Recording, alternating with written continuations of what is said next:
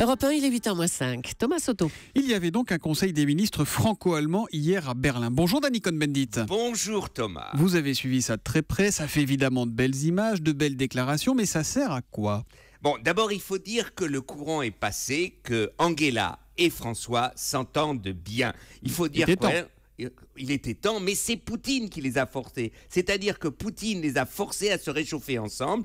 Ils ont fait le job, ils essayent, donc dont acte, ça va mieux pour le couple franco-allemand. Bon, maintenant, Monsieur Macron, Monsieur Gabriel ont proposé des investissements pour l'Europe. Bref, ça va pas très loin. Je trouve qu'il est temps que ce couple marque l'histoire, donc donne un coup d'accélérateur à la politique franco-allemande, et je trouve que ce sommet était un sommet pour rien. Très bien, alors il faut un peu plus de vision. Allez-y, faites-nous des propositions. Angela et François vous écoutent. Alors, 4 projets, grands projets. Politique étrangère. Eh bien que la France propose à l'Allemagne de gérer ensemble le siège de la France au Conseil de sécurité. Oui, il faut que l'Europe est à l'ONU, évidemment. Donc, d'aller vers une politique étrangère commune, ça dirait que quand la France ou l'Allemagne parlent par exemple, Conseil de sécurité, ils parlent ensemble. Ça serait un coup d'accélération pour la politique étrangère européenne. Ça, c'est le 1. Le 1. 2. Politique industrielle. Un tram, de développer le tram qui est la mobilité urbaine de demain. Faire un Airbus comme Airbus, un grand projet de tram, un projet industriel. Un tram européen. Troisièmement, un service civil européen.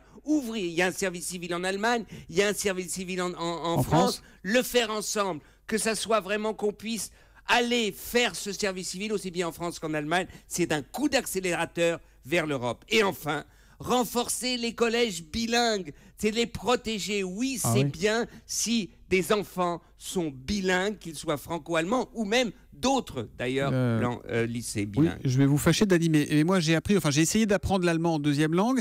J'ai pas encore trouvé grand-chose dans la vie qui serve moins que l'allemand. Oui, il y a des tas de gens qui apprennent le latin et le grec, ça sert à rien, mais ça forme l'esprit. Ça sert. Oh, le latin, ça sert pour l'orthographe et tout ça. Tous les jours, à Europe 1, heureusement que Thomas Soto a le latin en tête, sans la matinale n'irait pas. Non, absolument. On fait la conférence de rédaction en latin. Il y a des tas de gens qui se servent que le franco-allemand. Si vous avez des tas d'entreprises qui se créent, on veut développer des entreprises franco-allemandes, eh bien, il faut des personnes, des salariés qui soient bilingues. Donc, allons-y. Le bilingue, c'est pas pour toute la France. Ceux qui le veulent doivent pouvoir aller dans des lycées bilingues. Bon, vous n'êtes pas fâché, Dany, hein ? Non, mais ça, tout va bien, monsieur Thomas.